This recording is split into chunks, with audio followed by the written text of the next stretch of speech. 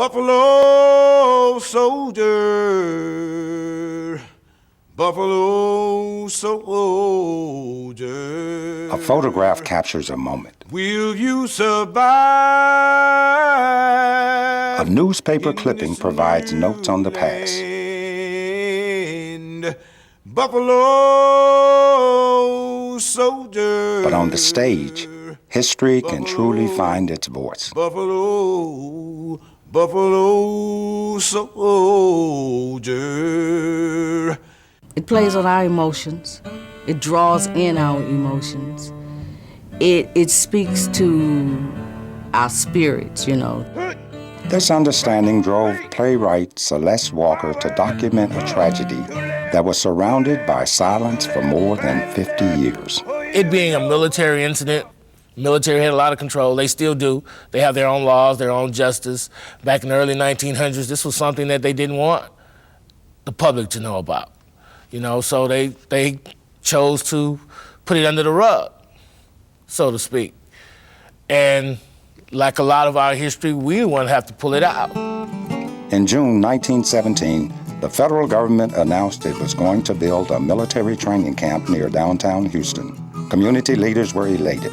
One citizen even held it as the greatest prize in the city's history. Both the current and former mayor predicted an immediate rise of 25% in the city's population. Then word came that the first soldiers to arrive would be black.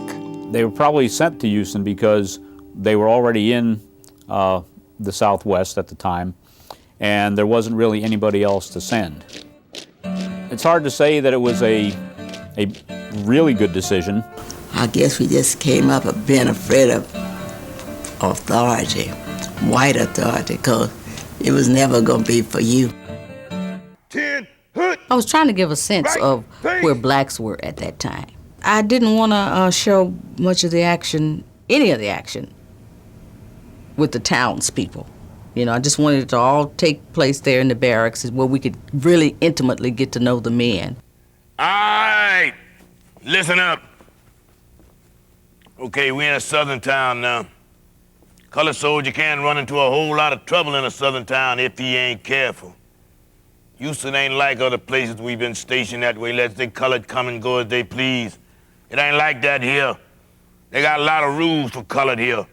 Got signs all over the place telling colored where to eat, where to sleep, where to get on the trolley and where to get off. Now, I know this might prove to be a bit irksome, but them the rules. I expect y'all to obey them because that's the law here. An Army colonel, in assessing the tension between the soldiers and white Houstonians, pointed out, the incompatibility between the handling of the Negro by civil authorities of Houston and the training of the Negro soldiers as pursued in the service, where effort is made to increase his self-respect, his respect for the uniform and for the authority of the government, and where he is given to understand that he may expect fairness and justice in the treatment accorded him. Colonel G.O. Cress, September 1917. Moses! Joe Moses! I hear you threatened to turn over the Franklin Street trolley last night. Turn over a trolley? You heard me. You heard me. Now, I'm sure you wasn't the only one in on it. But that conductor member's hearing your name loud and clear. Well, I don't know nothing about turning no trolley call over. I just know it's the last trolley going back to camp for curfew, and a lot of us kind of piled on. It spilled over into the white section of the car. Sergeant McKinney, it wasn't but one white man seated in the white section that time of night, and it didn't make no sense for half of us to have to get off and be late for curfew when we was already on a trolley full of empty seats. I told you not to try to make no sense out these rules. I told you to just obey them. That's all you do. Now, do you understand that? Yeah, I understand. Don't you be bucking me, boy. I'll have you on dirty detail the rest of your life. I think they sent them down. I don't really believe the government knew how bad it was, but they sent them down to Texas thinking that maybe they might make a difference, you know. But instead of that, the white people resented any Negro that looked better than they did or had any sense of any manhood. And so you could see that they were headed on a collision course. They were equal. You know, they fought, bled, and died for America. It's this town, Captain. It's got the men's acting like this. Now, you know Franciscus ain't never been in no kind of trouble like this before, sir. And that Hardin boy, they already corrupted him, taken to the city jail for gambling. I bet that drunk honorary was behind that. So I don't think honorary was Ain't no excuse now. They ought to be able to take a little pressure. Franciscus, an MP at that. Now, he just brought it on himself. Well, that's just it, Captain. These men been soldiers too long to take this kind of mistreatment without putting up some kind of fight, sir. Sound like to me you can't handle your men anymore, I can McKinney. handle my men, sir, but I can't stop this here town and these civil police. Damn it, McKinney. What do you expect us to do? Captain Zerkis, sir, I've been hearing talk amongst the men, mostly grousing and grumbling and such. I know what they made of. I know what they can take, what they can't take, and I don't think they can take much more of this without... Captain Zerkis, sir, I don't think you ought to let the men visit town no more. No, sir, I don't. And I don't think you ought to allow those civilians to come out to our camp, sir. See, they has a hand in all this. They eggs the men on. They make them do things they wouldn't ordinarily do, sir. I don't hear any of the other non-coms whining about closing up camp. That's just the way I feel about it, Captain. That's all, sir. They'd heard that one of their soldiers had gone into town and that he'd been beaten by a police officer and that he was dead. And they talked about that all day. So they knew they were going to do something.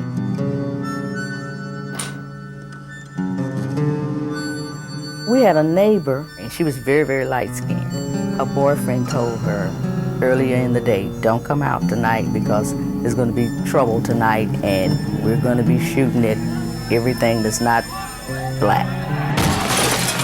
All I can remember was we were trying to stay low on the floor, and we heard that the people from Camp Logan were coming around, and everybody was scared that they might come in their houses or something. As I was little, 12 years old, I just thought that was a normal way of life, that white people had the right, going to take your life if you didn't do what they wanted you to do. The mutiny was the largest in the history of the United States Armed Forces. It attracted national attention because of its size, the number of lives lost, and the way in which it touched on the explosive issue of race. From the Army's point of view, it was a costly distraction during a time of war. So I don't think that they were thinking about, how can we best represent these men. It was more, let's go through the process, let's get it done, and we'll move on. After a brief investigation, the Army charged 64 soldiers for the first court-martial. The men were defended by a single officer. He was given 10 days to prepare for the trial. The participants in the mutiny felt that the investigations and the questioning by their own lawyer after they'd been charged was going to be used against them. They didn't trust their lawyer. They thought he was part of the system, and they really didn't provide him a lot of information to conduct their own defense. It was very hard to piece together who did what. The men had a conspiracy of silence. Further complicating the case were the weather conditions the night of the mutiny. One of the commanding officers summed it up when he testified it was dark as a stack of black cats. As for the soldiers, in the words of one white witness, they all looked alike. The trial itself lasted almost a month. Then, on the night of December 9th, came the sentence.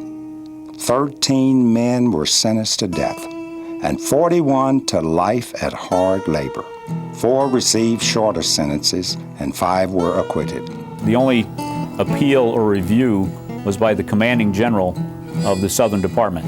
His office was only about a quarter of a mile away from where the trial was being conducted.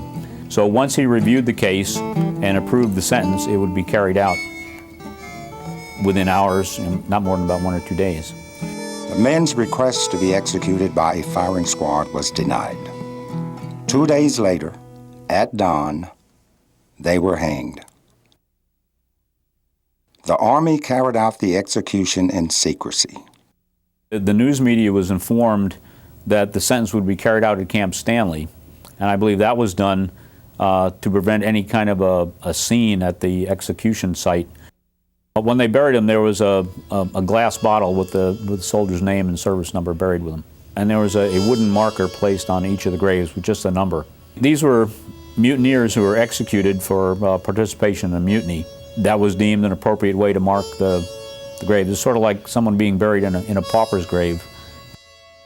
Someone had figured out that the soldiers hadn't been dishonorably discharged administratively before they were executed. Therefore, they were authorized burial in a national cemetery. So in 1937, they were removed from the area near the Salado Creek and moved into the National Cemetery at Fort Sam. The entire episode illustrates what happens when fear drives behavior. The citizens of Houston worried the Buffalo Soldiers' arrival would lead blacks in Houston to become uppity. This was amplified by the refusal by most Buffalo soldiers to adopt an attitude of subservience. As white determination to subjugate the soldiers hardened, so did the soldiers' determination to stand their ground. This tragic intransigence cost more than 30 people their lives.